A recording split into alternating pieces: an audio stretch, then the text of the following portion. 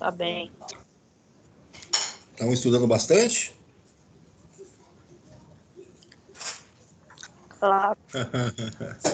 Ixi, não senti firmeza nesse claro, não.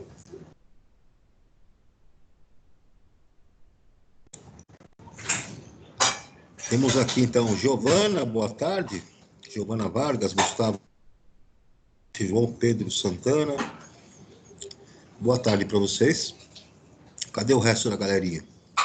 Tá tirando uma siesta? Hã?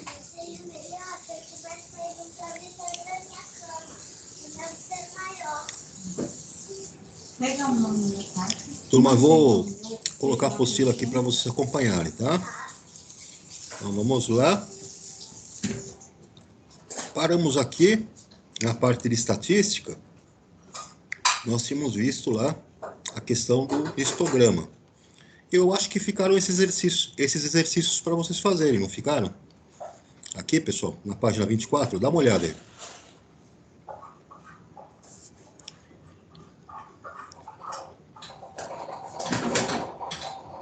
Ou nós fizemos? Fizemos.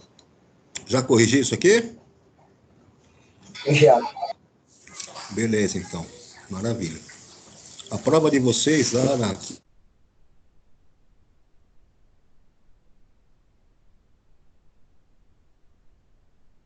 Opa! Deu uma queda aqui, espera aí que eu vou voltar. Estão me ouvindo aí, pessoal? Sim. Deu uma queda aqui na internet. Deixa eu voltar aqui na tela. Tá dando para ver aí, turma? Tá. Ok. Tudo isso aqui nós corrigimos, né? Ótimo. Corrigimos esse aqui também. Sim. Nós chegamos a discutir aqui essa questão de escolha da amostra. Eu me lembro que tínhamos entrado já nesse caso aqui. Amostra casual simples, amostra sistemática e amostra estratificada. Fizemos isso? Sim. Ok. Então, respondemos aqui esses dois exemplos aqui. Tem A e tem B, né? Sim. Na amostra sistemática, nós também passamos por aqui e respondemos esses dois exemplos, sim ou não? Sim. A amostra estratificada, nós passamos aqui por esse conteúdo e também respondemos esses exemplos aqui na tabela. Estão lembrados? Está anotado aí? Sim. Confere. Sim. Muito bem. Aqui o item B. As probabilidades, né? Fizemos esse exemplo aqui também dos departamentos e os funcionários de 5 departamentos na nossa amostra. Sim. Sim. Ótimo. Respondemos aqui até o item D, na página 29. Confiram aí para mim. Sim. Fizemos aqui o Organize as Ideias, pessoal? Não. Então, vamos completar esse Organize as Ideias, porque vai dar para nós aí um resumão dessa parte aí de estatística. Então, aí na página 30, acompanhe aí comigo e vão anotando, para quem não fez isso previamente, né? Então, primeira definição aqui, ó, média aritmética. O que você vai fazer para determinar a média aritmética? Somar todos os números, né? E depois dividir essa soma pela quantidade de números somados. Isso vai te dar uma média aritmética. Na média ponderada, média aritmética ponderada, você vai fazer o mesmo processo de soma dos números, mas vai atribuir o peso a cada um dos valores. Então, você vai ter valores que têm peso 2, valores que têm peso 3, e você vai multiplicar cada um desses valores pelo seu peso, todos os pesos de cada um dos itens que você trabalhou. Então, essa é a média aritmética ponderada. A nossa mediana, você vai obter como essa mediana?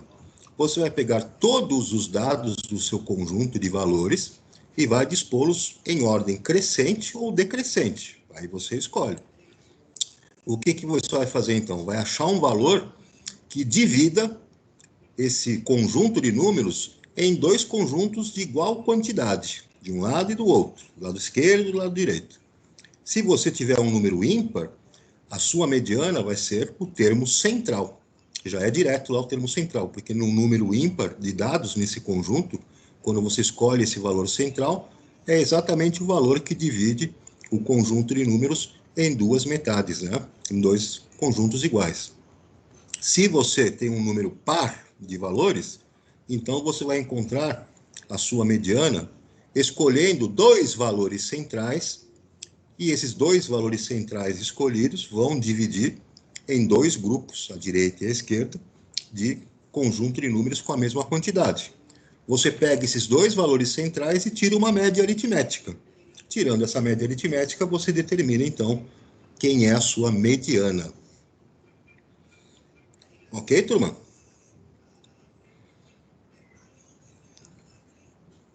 Sim. Sim. Como vocês sabem também, a moda vai ser, então, um valor dentro daquele conjunto de valores que você tem, que vai ter uma maior frequência de repetição. Vai aparecer mais vezes. Você pode ter uma só moda, um valor de moda, pode ter mais de uma moda, ou pode não ter nenhuma moda no seu conjunto de valores, tá? Então, a definição de moda é essa. Representa um número que aparece, né, com maior frequência dentro do conjunto de valores.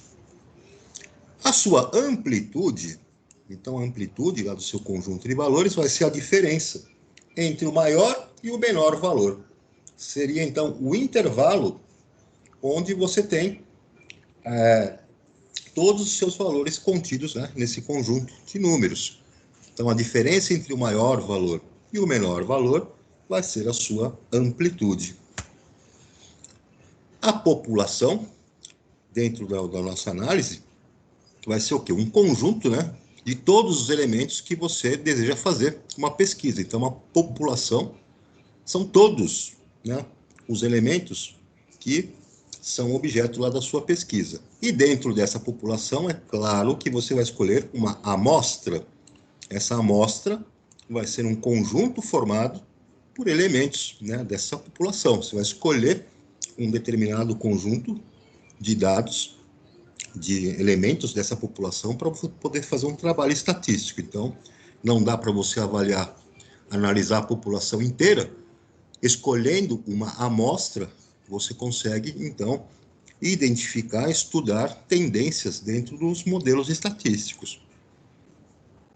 Dentro das classificações das amostras, nós temos amostra casual simples. Nesse caso aí, você faz um sorteio, né? Fazendo um sorteio com os elementos lá da sua população, você pega lá dentro da sua população, sorteia um grupo de elementos, é uma amostra casual, simples, veio por sorteio. Já uma amostra sistemática, você precisa colocar alguns critérios para escolher essa sua amostra. Você vai criar uma regra. Então, você vai fazer o quê nesta regra de amostra sistemática? Divide o número de elementos da população pelo número de elementos da sua amostra, obtendo-se, então, um número de elementos para cada grupo. Então, você vai ter a formação de grupos, né? Depois que você fez isso, você vai sortear um elemento do primeiro grupo, e a partir desse elemento que você sorteou do primeiro grupo, você vai criar uma regra para determinar quais são os elementos dos demais grupos. Então, você cria uma sistemática para você poder determinar qual vai ser a sua amostra. E a amostra estratificada, nesse caso, você vai pegar, dividir a população em grupos menores, que você vai chamar de estratos. E aí, depois, você determina o quê? Quantidade de elementos, né? As quantidades de elementos dessa amostra para cada extrato. Feito isso, você faz um sorteio em cada extrato para você, então, estabelecer qual vai ser a sua amostra para você fazer o levantamento estatístico. Tudo bem, pessoal?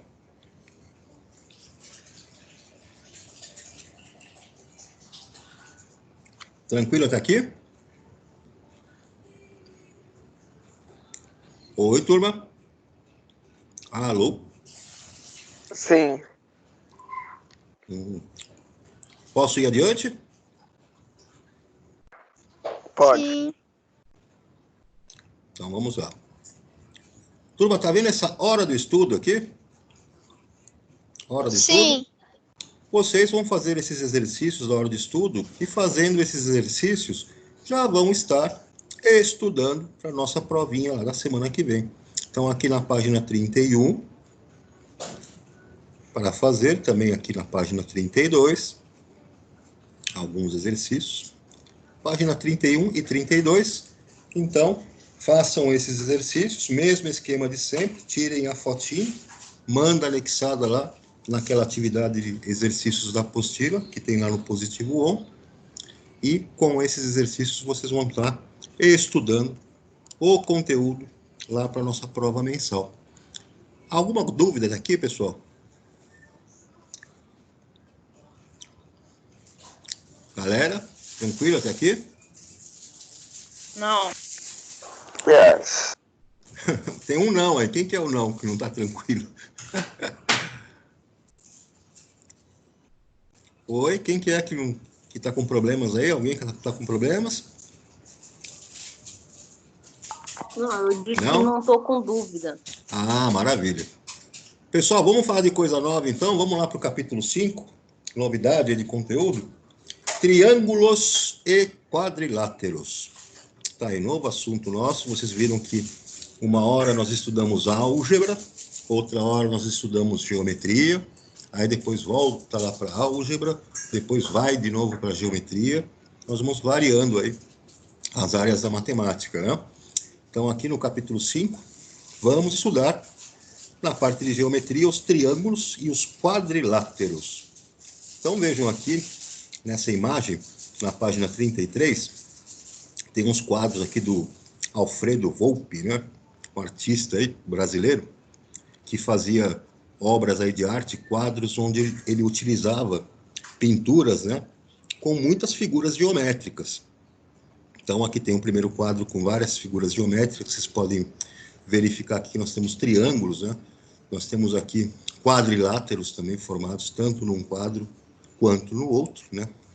Não só isso, vocês conseguem verificar que nós temos aí figuras como triângulos, quadrados, pentágonos, hexágonos, né?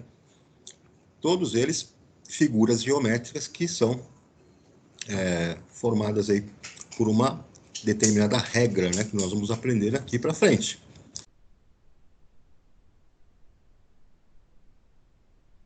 Cada obra. Bom, aí cada um, né, como é uma obra de arte, né, cada um pode ter uma impressão diferente do que está representado ali. O primeiro quadro aí da esquerda, o cara pode pensar que aquilo são bandeirinhas lá de enfeite, lá de festas juninas, né? Pode ser alguma coisa desse tipo.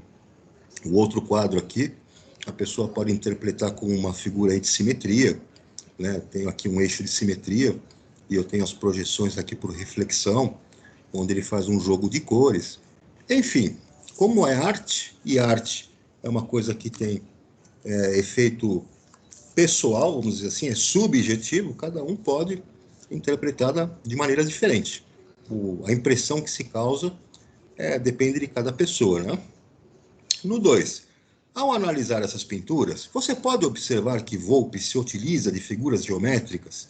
Cite algumas formas que aparecem nessa obra. Então é o que nós estávamos comentando, né? Você consegue verificar algumas figuras geométricas presentes aí.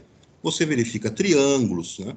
Você verifica aí quadrados, você verifica aí outras figuras aí que tem uma quantidade de lados maior do que 4, né? Então pentágonos com 5 lados, hexágonos com 6 lados, trapézios, né, que são quadriláteros também, dá para a gente conseguir identificar algumas dessas figuras presentes nessas obras.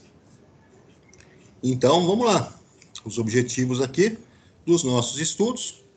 Nós vamos verificar, então, o significado de congruência, primeiro passo, né? Verificar especificamente o que representa uma congruência de triângulos, esse princípio, né?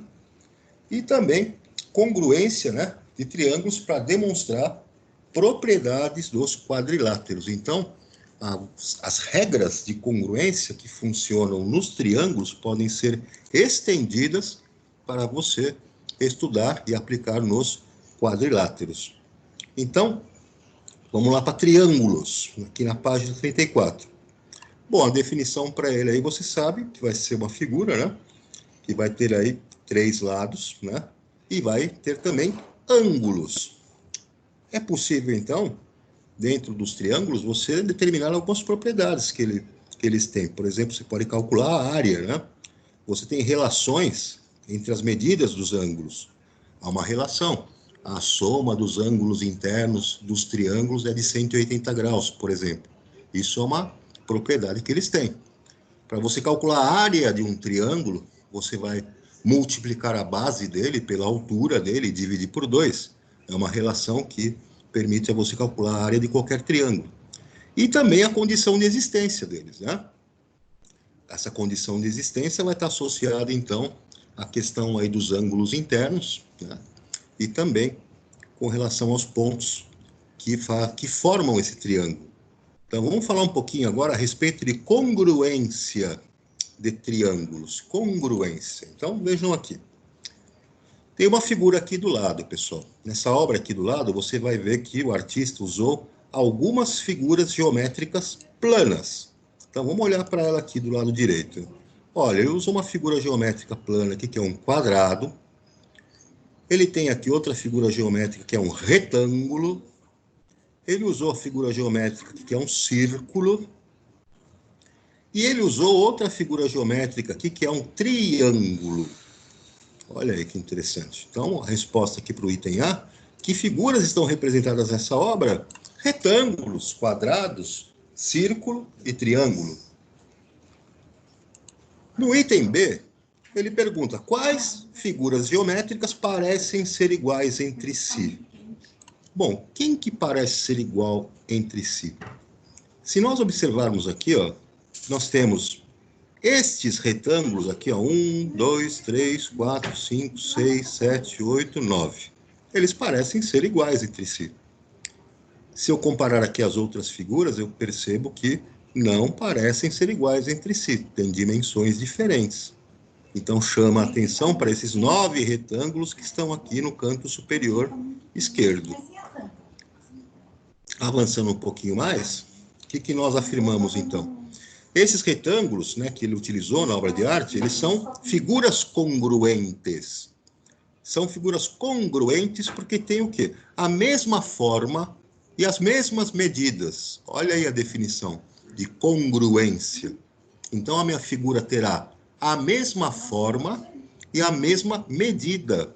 Então, são figuras, né, que são congruentes.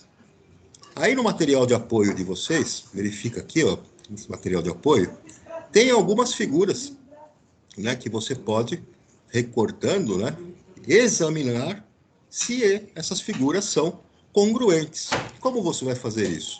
Quando você recortar, por exemplo, esta figura, esse pentágono, e comparar com esse outro pentágono, se eles se encaixarem, se as dimensões deles forem idênticas, então eles são congruentes. Da mesma forma que se você pegar esse retângulo marrom com esse retângulo azul, recortá-los e sobrepô-los, você percebe que as dimensões deles são idênticas, então eles são congruentes. Assim como se pegarmos esse triângulo vermelho e compararmos com esse triângulo rosa, uma laranja aqui, né? Se essas figuras se sobreporem, serão congruentes. Se não se sobrepuserem, se tiverem dimensões diferentes, então elas não serão congruentes. Para ser congruente, eu preciso ter a mesma forma e a mesma dimensão, o mesmo tamanho. Até aqui tudo bem, turma? Sim. Então, vamos descer aqui mais um pouquinho. Vamos lá na página 35, acompanhem aqui comigo, né? Então, vejam, você percebe que se as figuras que se coincidem, elas são congruentes, tá certo? Nas figuras que nós verificamos anteriormente, se nós fizermos esse trabalho de recortar e sobrepor e elas ficarem idênticas, coincidirem, serão congruentes. Naquele caso, eu tenho os dois pentágonos, que são congruentes, os dois trapézios são congruentes e os dois retângulos também são congruentes. Os triângulos não são, não eram. Se você recortá-los e tentar sobrepô-los, eles não vão coincidir. Ou se você medir os seus lados, vai perceber que tem alguma diferença em algum lado, ou em todos os três lados, que fazem com que eles não coincidam, não se sobreponham. Então, vejam, pessoal, para nós analisarmos aqui, nós sabemos que, aprendemos anteriormente, segmentos congruentes são aqueles com a mesma medida. Então, se o segmento é congruente, ele tem a mesma medida. Nesse quadrilátero que eu tenho aqui embaixo, desenhado, esse quadrilátero ABCD, você vai perceber que a medida AB, ou seja, o segmento AB, e os segmentos C e D são congruentes. Então, se você pegasse aqui uma régua e medisse esse segmento AB, onde foi colocado aqui duas barrinhas, a distância entre eles, você vai perceber que o tamanho desse segmento AB é igual ao tamanho C e D, desse segmento aqui embaixo. Então, aqui tem duas barrinhas. Duas barrinhas aqui, está dizendo que o tamanho desses dois segmentos é igual. Como que eu represento isso? O segmento AB, então eu escrevo segmento, dizendo quem são os pontos que encerram esse segmento, o intervalo entre os dois pontos A e B. Eu tenho esta reta, que é o segmento, então, de reta, tracinho aqui em cima. Vai ser, então, congruente, quer dizer, então, aqui eu tenho um sinal de igual e mais uma barrinha aqui, ao nosso segmento C e D. São segmentos congruentes. Também já aprendemos que existem ângulos, né? Nos nossos ângulos, há também a questão da congruência. Se eu tiver os ângulos de mesmo valor, que aparecem, né, no nosso quadrilátero ou na nossa figura geométrica, e esses ângulos forem iguais, significa que os ângulos são congruentes. Aqui eu peguei uma figura, né, de 5 lados, e eu percebo que o ângulo A, então lembre-se que ângulo, A maiúsculo aqui, é representado por esse circunflexo aqui em cima. Esse ângulo A, que é o espaço, a região que eu tenho entre os dois segmentos de reta que se formam nesse ponto A, esse ângulo A é congruente ao ângulo B, que é justamente este espaço, esta região, que se forma entre dois segmentos de reta que se encontram aqui no ponto B. Esses ângulos são congruentes, então eu utilizo a mesma simbologia. Coloco aqui essa tripla barra, representando a congruência entre esses ângulos. Quando eu vejo dois polígonos, e se eu quero saber se eles são congruentes com relação aos lados e com relação aos ângulos, e se eles tiverem, de fato, congruência, eu vou representar da seguinte forma. Os lados de cada um deles, eu vou traçar barrinhas. Então, nesse lado, desse primeiro polígono aqui, DC, eu pus uma barra. No segmento C e B, eu pus 3 barras. No segmento AB, eu pus 2 barras. E aqui nesse segmento AD, eu pus 4 barras. Se eu analisar o outro polígono e perceber que estas barras têm o mesmo valor, ou seja, esses segmentos têm o mesmo tamanho, notem, então, que o segmento que eu tenho aqui, DC, ou CD, se você preferir, ele tem o mesmo tamanho, ele é congruente ao segmento GH, esse lado GH. Então, barrinha aqui, barrinha aqui. A mesma coisa eu faço com os demais. Se eles forem congruentes, tem a mesma dimensão. Então, eu demonstro isso, eu indico isso nessa simbologia. Eu coloco duas barrinhas aqui no AB. Se tem o mesmo tamanho, com o segmento B, F e E, né? Coloco duas barrinhas aqui. Esses segmentos, então, são congruentes. E notem que eu tenho o mesmo princípio para os ângulos. Então, se o ângulo A, que está aqui de laranjinha, é congruente ao ângulo E, então, veja, pintei os dois da mesma cor. Assim como o ângulo H, no segundo polígono, né, é igual ao ângulo D, do primeiro polígono. Assim como o ângulo C, do primeiro polígono, é igual ao ângulo G, do segundo polígono. Esses trapézios, então, que nós chamamos de, no primeiro trapézio, ABCD, e o segundo trapézio, EFGH. Quais são as congruências que nós temos aqui? Vejam os lados congruentes. Quem são os lados congruentes? Então, o lado AB é congruente ao lado EF, o lado BC é congruente ao lado FG, o lado CD congruente ao lado GH e o lado DA congruente ao lado HE. Assim como vimos que os ângulos que têm congruência são quais? O ângulo A é congruente ao ângulo E, assim como o B é congruente ao F, o C congruente ao G e o D congruente ao H. Pessoal, os pontos que eu encontrei aqui, A, B, C, D, E, F, G, H, nós chamamos eles também de vértices. Então, veja, esses vértices, a cada par de ângulos congruentes, são correspondentes.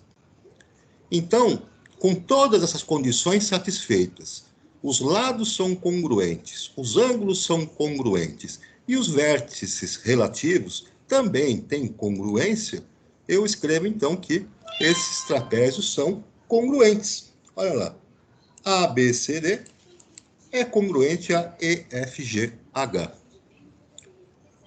Até aqui tudo bem, pessoal? Sim. Notem, então, aqui só para chamar atenção, né, que a gente usa, né, como aí como se fosse uma norma, né, como se fosse uma determinação, assim, para que a gente não fique escrevendo de qualquer maneira ali a sequência, né, dos nossos polígonos. Então, eu uso aqui as letras, né, na ordem alfabética.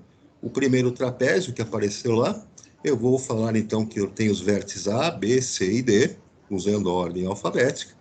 E o segundo, eu vou usar também a ordem alfabética das letras E, F, G, H, porque senão aí cada um vai começar a misturar a letra do jeito que bem entender, e nessa organização que nós recomendamos, né, que usamos aí como uma norma, todo mundo fala a mesma linguagem e faz, né, a descrição dos polígonos de uma maneira só. Tranquilo, turma? Outro exemplo aqui embaixo. Vamos estudar, então, o quê? Triângulos congruentes, ou seja, triângulos que, quando sobrepostos, se coincidam. Então, vamos ver aqui esses dois carinhas aqui, que vão ser os triângulos Sol e o triângulo Lua. Então, está aqui o triângulo Sol e o triângulo Lua. Ele utilizou aqui essa sequência de letras para mostrar quem são os vértices dele. Então, no primeiro triângulo, eu tenho aqui um ângulo S, verde, um ângulo rosa, L, e um ângulo azul, que é o O. No triângulo Lua, aqui à direita, vejam que o ângulo U também é azul. Ele é congruente ao ângulo O. O ângulo verde, L, é congruente ao ângulo S. E o ângulo rosa, A, é congruente ao ângulo L do primeiro triângulo. E vejam que as medidas dos lados deles também são congruentes. A medida aqui do segmento SO é a mesma do segmento UL, ou LU. A medida do segmento OL é a mesma medida do segmento que eu tenho aqui, com duas barrinhas, UA. E o terceiro segmento, né, representado aqui pelo SL, tem a mesma medida do segmento LA. ou o A. De forma que, se você percebeu que esses triângulos têm congruência entre os ângulos internos e também entre as medidas dos seus lados, você vai escrever, então, que o triângulo, você desenha aqui um triângulozinho aqui, Sol, que foi a sequência de letras que você pegou para ele, é congruente ao triângulo Lua. Então, tá aí, são triângulos congruentes. Eles vão, então, ter, né, as suas 6 medidas, ou seja, os seus 3 ângulos e o comprimento, né, a dimensão dos seus 3 lados iguais entre si. É um caso, então, de congruência entre 2 triângulos. Então, vamos ver aqui, ó, os chamados casos de congruência de 2 triângulos. Que casos são esses? Então, vamos ver aqui. Se você pegar o primeiro caso, que você vai comparar lado, lado e lado. Então, tem um primeiro triângulo aqui, ABC, e tem um outro triângulo aqui embaixo, D, E e F. Reparem, então, nas dimensões. No primeiro triângulo, ABC, eu tenho o primeiro lado AB com um tamanho de 2, uma dimensão de 2. O lado BC tem um tamanho de 6. E o lado CA, ou AC, tem um tamanho de 5. Percebam que os tamanhos desses lados, comparando com o segundo triângulo aqui de baixo, são idênticos, são iguais. Então, o tamanho AB é igual ao tamanho DE. Os lados são congruentes. O tamanho AC é igual ao tamanho DF, também lado congruente. E o tamanho BC vai ser igual ao tamanho EF, também um lado congruente. Se os 3 lados desses triângulos são iguais entre si, são congruentes, então o triângulo ABC é congruente ao triângulo DE e F. Ok, turma? Ok. Segundo caso, vamos comparar agora lado, ângulo e lado. É o tal do LAU, né? Lado, ângulo e lado. Como é que nós fazemos isso? Você vai pegar os 2 triângulos e você vai observar que eles têm 2 lados, né? E um ângulo formado por esses lados são o quê? Respectivamente congruentes. Então, como que isso funciona? Veja esses 2 triângulos. Eu observo que ele tem um primeiro ângulo aqui, um ângulo R, de 60 graus. O segundo triângulo também tem um ângulo de 60 graus, um ângulo Y. Então, esse ângulo R é igual ao ângulo Y. Aí eu vou analisar os lados, os 2 lados que vão formar este ângulo. Então, no primeiro triângulo, eu vi que um dos lados tem 5 e o outro lado tem 8. Olhando para o outro triângulo, eu reparo que também um dos lados tem 5 e o outro lado tem 8. Satisfeitas essas 2 condições, eu já posso afirmar que esses 2 triângulos são congruentes. Por quê? Eles têm congruência de um ângulo e os lados que formam esse ângulo têm o mesmo tamanho, também são congruentes. Então, se um dos ângulos entre os 2 é congruente e os 2 lados que formam esse ângulo entre os 2 também são iguais, eu já consigo, então, determinar que esses triângulos são congruentes. Tá claro aí, turma? Sim. Então, vamos adiante. Num terceiro caso. E esse terceiro caso, nós vamos analisar ângulo, lado e ângulo. Então, vamos lá. Temos 2 triângulos, né? Quero saber se os 2 triângulos são congruentes. E aí, o que eu vou fazer, então? Eu vou examinar, né, 2 ângulos adjacentes a um determinado lado. O que significa ser adjacente a um determinado lado? Vejam o primeiro triângulo, que esse lado aqui dele de baixo, JK, ele tem um tamanho de 4. Quem são os ângulos adjacentes, os dois ângulos adjacentes, serão aqueles que estão pertencendo ao lado onde eu tenho o espaço formado por esses ângulos.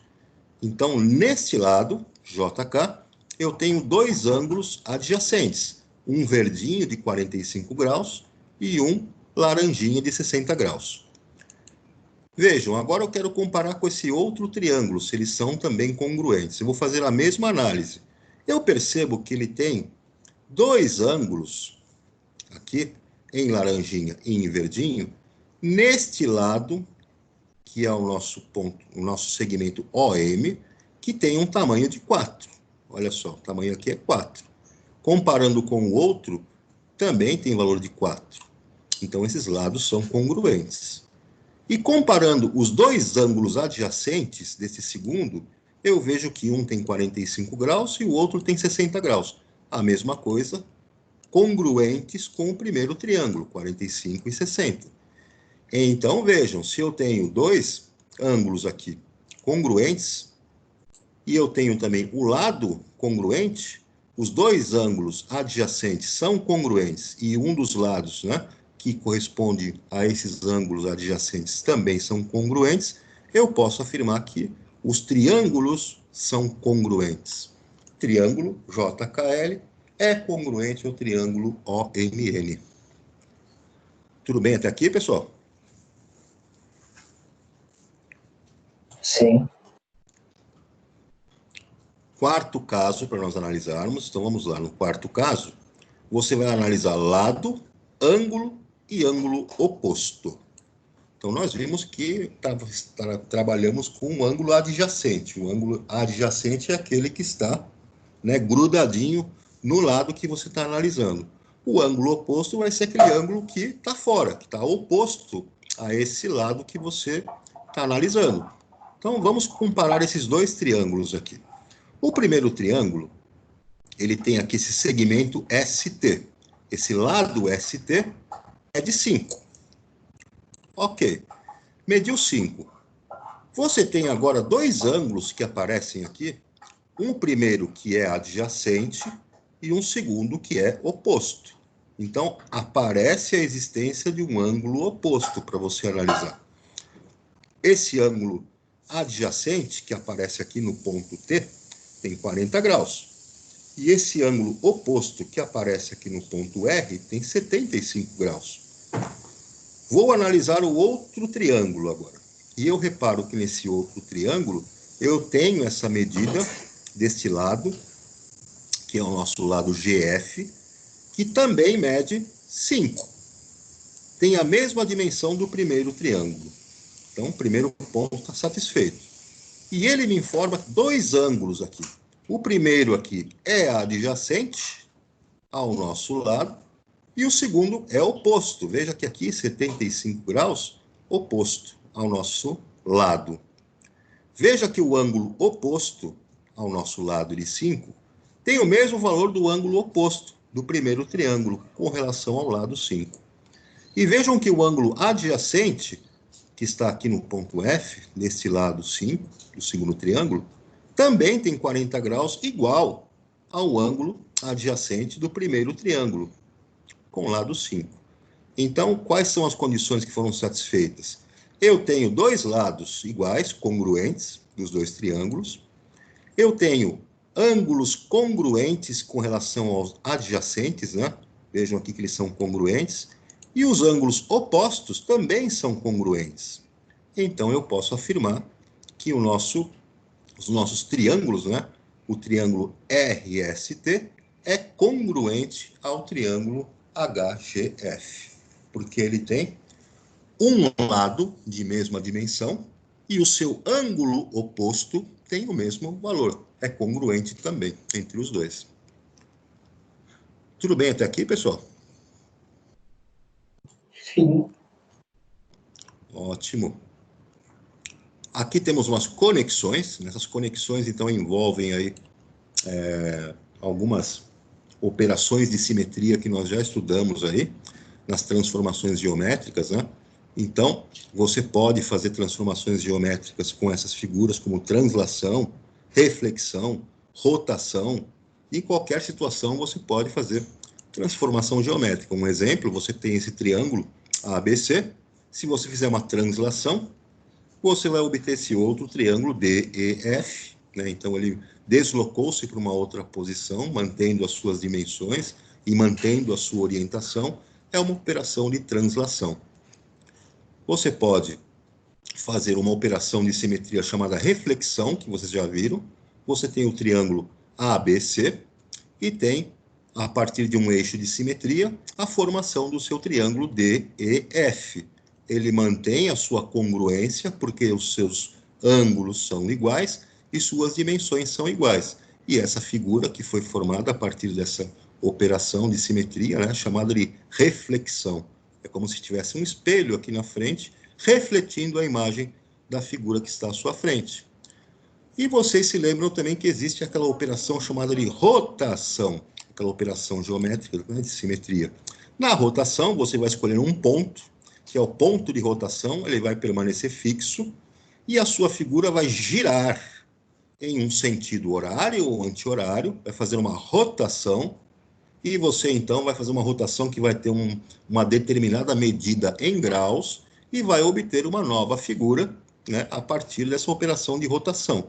Nesse caso, o nosso triângulo A, B e C, ele tem aqui um ponto, né, de rotação dele, onde vai acontecer o giro. O ponto de rotação é o ponto C, que é igual ao ponto F da segunda figura. Eu vou girar em torno desse eixo, desse ponto, né, de rotação, em 120 graus, e eu vou obter esse segundo triângulo como sendo uma figura que tem simetria de rotação com relação ao primeiro triângulo.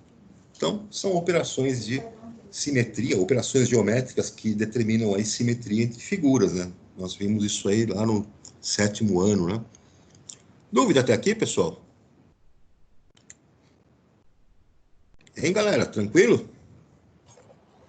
Uhum. Essa parte aqui é bem de definição, é bem simples, né?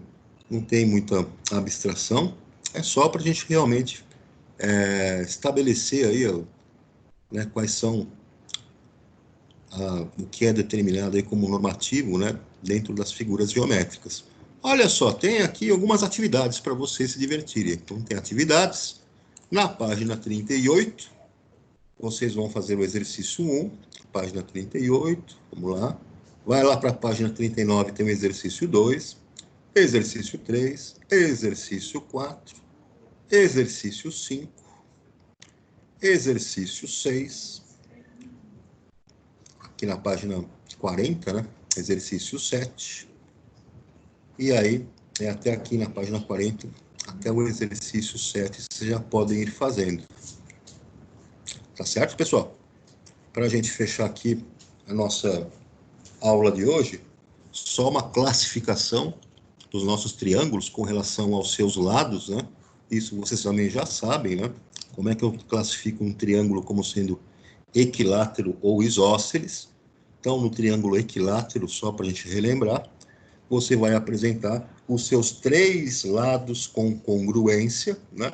Então, de mesmo tamanho, vejam aqui o lado AB desse triângulo, é igual ao lado BC, que é igual ao lado AC. Então, 3 lados iguais, eu estou lidando com um triângulo equilátero. Aqui tem uma operação que é feita com um compasso. Eu vou precisar mostrar para vocês isso aqui na lousa, como é que nós fazemos, né? Mas é uma coisa até que bem simples da gente entender. Para você construir um triângulo equilátero, né, com régua e compasso, o que você vai fazer, então? Pega lá uma folha, desenha um segmento qualquer, um segmento de reta, com pelo menos aí uns 10 centímetros. Né? Então, um segmento de reta AB, com a sua reguinha.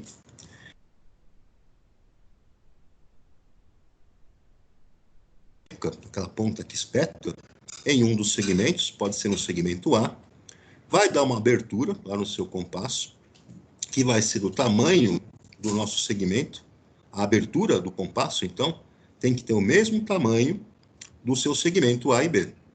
E aí você vai traçar aqui um arco, né, de um lado, vai traçar o arco do outro, fazendo a mesma operação com outro ponto, E aí, onde os dois arcos se encontrarem, vai ser o seu ponto C. Nesse ponto C que você obteve no encontro dos dois arcos, na intersecção entre eles, você vai traçar, então, uma reta ligando o ponto A ao ponto C, é o segmento AC, e vai ligar uma reta ligando os pontos B até o C. E aí você obtém, então, o seu triângulo equilátero. No seu triângulo equilátero, aqui, esses três congruentes têm a mesma dimensão. Tranquilo, turma? Sim. Muito bem. Aqui, nós podemos ainda ter uma outra figura que é chamada de mediana.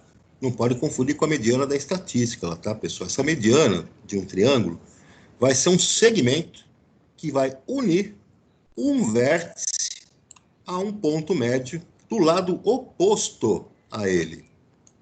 Então, vejam aqui esse triângulo equilátero verde. Eu tenho aqui o ponto A e eu tenho aqui este lado que é oposto a ele. O ponto A é o vértice desse triângulo. E esse segmento aqui, BC, é oposto a ele. Então, se eu traçar uma reta que ligue este ponto A do vértice até o ponto médio, o ponto que é uma média, né? É o valor intermediário entre B e C. Os segmentos aqui, então, vão ser divididos por 2. Eu tenho o que nós chamamos de mediana. Ok, turma?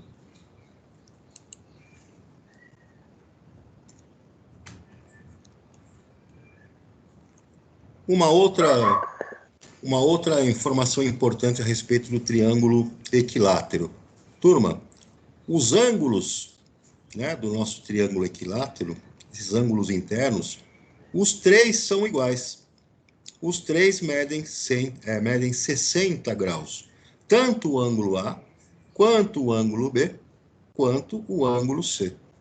Porque nós temos lá uma definição para qualquer triângulo, a soma desses ângulos internos de qualquer triângulo sempre vai ser 180 graus. Essa é uma definição. E se o triângulo equilátero tem os três ângulos iguais entre si, basta você dividir, então, 180 por 3 e você obtém, então, o ângulo de 60 graus para cada um dos vértices do triângulo equilátero. Ok, turma? Galerinha, eu vou parar por aqui hoje, porque tem bastante conteúdo e exercício para vocês trabalharem, e aí na próxima aula nós retomamos, né? Corrigimos esses exercícios que foram passados aí, e voltamos nessa classificação desses triângulos, para não ficar muita coisa aí para um só dia, beleza? Sim. Pessoal, tem alguma dúvida aí? Daniel, Giovana, Gustavo, João Pedro, Pedro Henrique, Rubens. Não, nenhuma. Tranquilo, então. Turma, um abração para vocês, fiquem com Deus, se cuidem. Na próxima aula a gente dá sequência aí no nosso conteúdo. Beleza? Tchau. Um abração aí para todos. Tchau. Tchau, gente. Um abraço. Tchau, tchau.